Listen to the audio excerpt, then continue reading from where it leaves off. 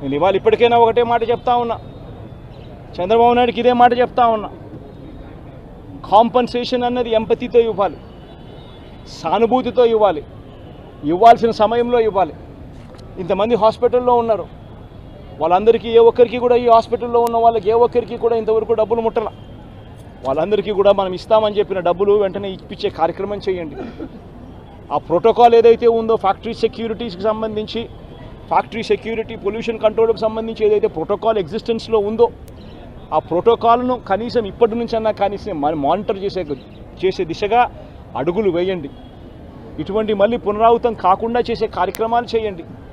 ఆ ఫ్యాక్టరీకి సంబంధించి ఏం జరిగిందో లోతైన ఎంక్వైరీ చేయండి. అడిగినప్పుడు నేను ఇక్కడ బాధితులను పరామర్శించినప్పుడు, బాధితులను అడుగుతా ఉన్నప్పుడు నేను అడిగా, ఆ ఫ్యాక్టరీకి సంబంధించిన విషయాలకు సంబంధించి కూడా తెలుసుకునే ప్రయత్నం చేశా. ఫ్యాక్టరీలో ఏం జరుగుతూ ఉంది, ఫ్యాక్టరీలో ఎస్ఓపీస్ బాగానే పాటించే వాళ్ళ, ఫ్యాక్టరీలో పొల్యూషన్ కంట్రోల్ అనేది స్టాండర్డ్ మెయింటెనెన్స్ చేసేవాళ్ళ అని కూడా అడిగా. అవన్నీ కూడా బాగానే జరిగేటివే అన్న, బాగానే జరిగేటివే, కానీ ఇది ఎందుకు జరిగిందో తెలియదన్నా అని చెప్పి చెప్తా ఉంటాను. నేను ఫ్యాక్టరీలకు సంబంధించి వాళ్ళని ఏదో యాజమాన్యానికి సంబంధించి ఎవరన్నా కానీ ఆ యాజమాన్యం వాళ్ళు ఏదో తప్పులు పట్టాలని ఇంకోటి పట్టాలని నేనేం చెప్పడంలా. బట్ లోతైన ఎంక్వైరీ అయితే జరగాలి. ఎందుకు తప్పు జరిగిందో తెలుసుకోవాలి. కలుసుకొని ఇటువంటి మళ్ళీ పునరావృతం కాకుండా అటువంటివన్నీ కూడా చెక్స్ పెట్టి దాన్ని బ్లాక్ చేయాలి. ప్లస్ ప్రోటోకాల్ ఏదైతే ఎగ్జిస్టెన్స్లో ఉందో దాన్ని ఇంప్లిమెంట్ చేసే కార్యక్రమం జరగాలి.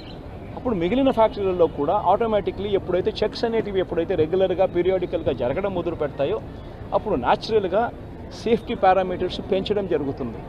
సేఫ్టీ పారామీటర్స్ ఎప్పుడైతే పెరుగుతాయో అప్పుడు ఇటువంటి ఘటనలు జరగకుండా పోతాయి. ఇవన్నీ ఖచ్చితంగా చేయాలి. ఇవన్నీ ఖచ్చితంగా చేయకపోతే మాత్రం మేము కూడా ఖచ్చితంగా మరో 2 వారాలు మరో 3 వారాలు టైం ఇస్తాం.